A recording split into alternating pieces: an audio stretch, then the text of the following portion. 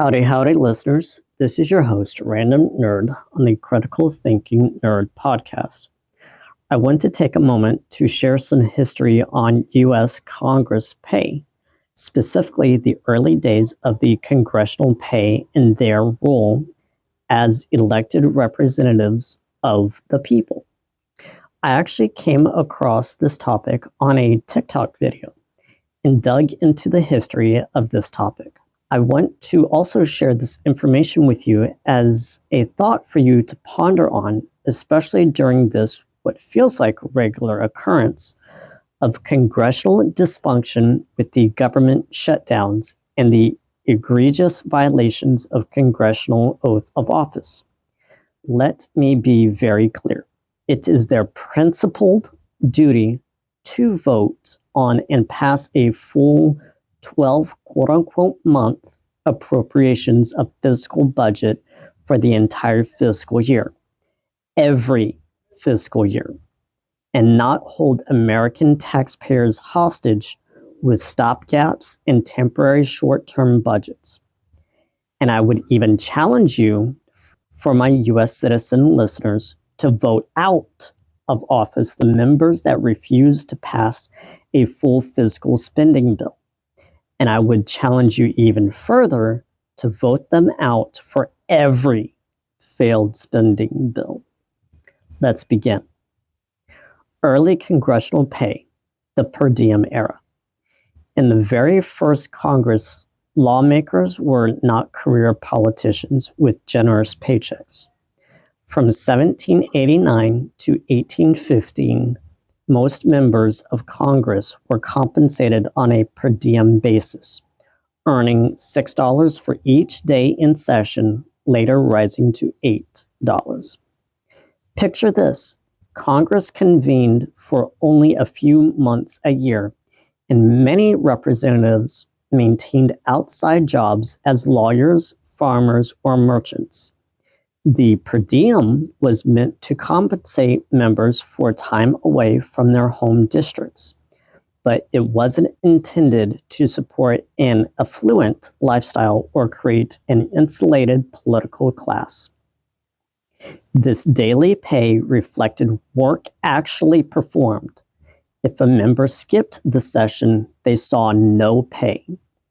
The system aligned with the vision of, quote, citizen legislatures, unquote, part-time representatives who would return to their regular lives and trades outside Washington, remaining grounded in the everyday experiences of ordinary Americans. But the system wasn't perfect. Over time, complaints grew.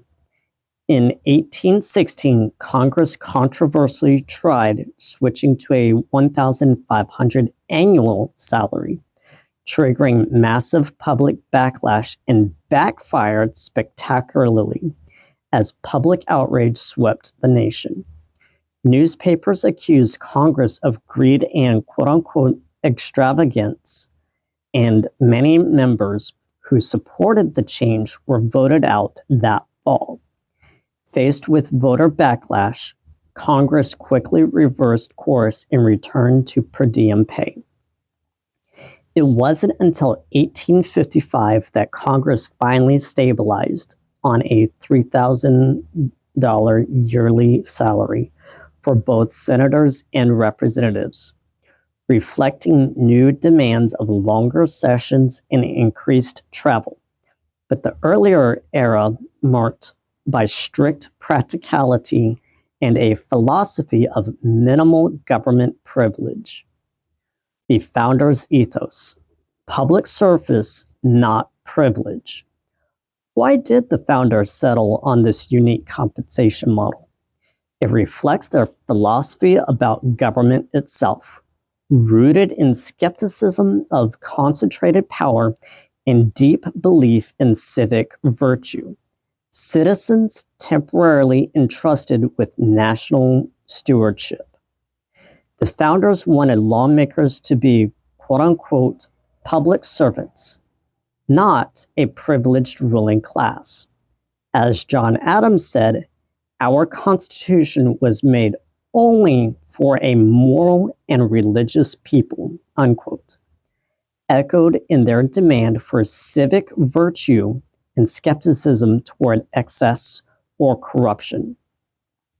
Congressional pay was intentionally modest to preserve humility and connection to the people.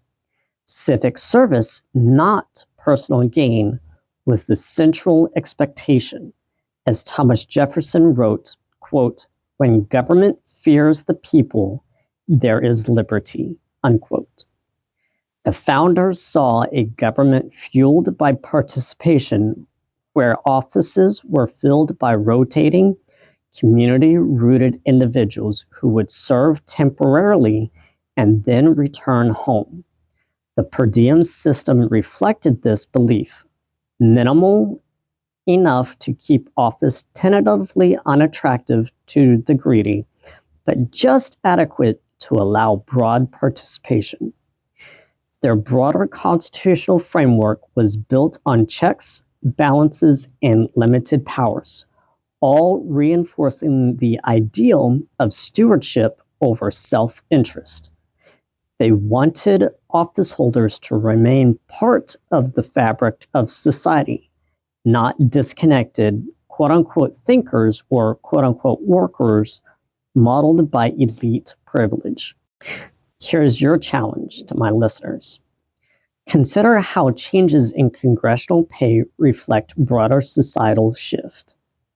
Did annual salaries and professionalization distance lawmakers from public service ideals? Or were they necessary as America's scope and complexity grew? Is it possible to design compensation in a way that keeps Congress, quote, of the people, unquote, without discouraging honest and capable candidates from serving? Continuing on. The shift from per diem to annual salary in 1855 marked a pivotal change in both congressional compensation and the culture of American governance. This change did more than increase lawmakers' pay. It paved the way for the rise of career politicians and a new relationship between public service and professional politics. 1855, from per diem to annual salary. After decades on a daily pay system, Congress in 1855 gave itself a $3,000 per year salary, more than triple what many regular Americans made at the time, capturing over $78,000 in today's dollars. This was not just a technical reform, it signaled a fundamental transition. Lawmakers no longer had to juggle seasonal political work with another occupation. Now, Congress could be a stable, lucrative professional role. Why did this happen?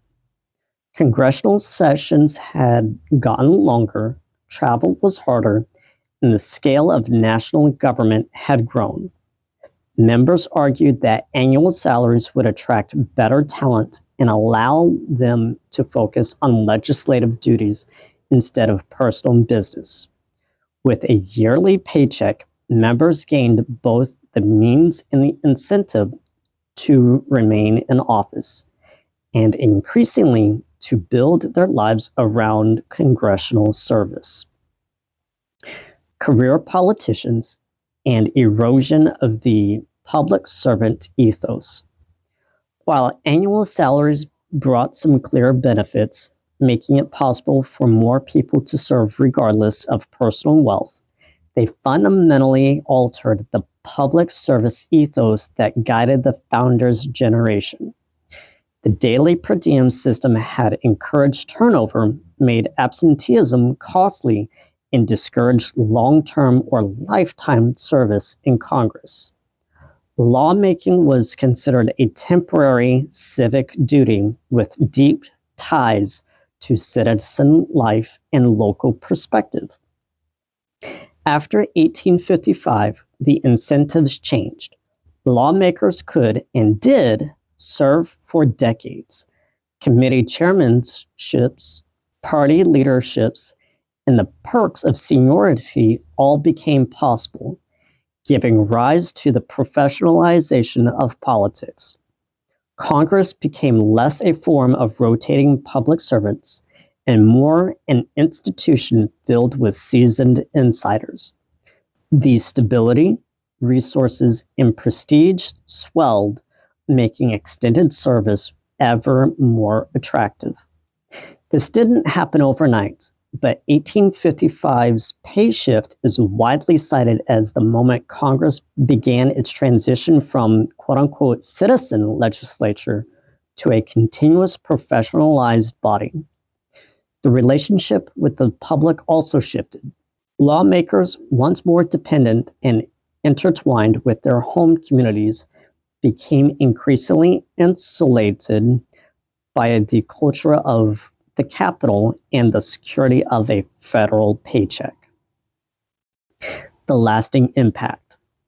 From 1855 forward, Congress saw repeated substantial pay raises to $5,000 in 1865, $7,500 in 1871, and even more over the next century. Currently, $174,000 a year.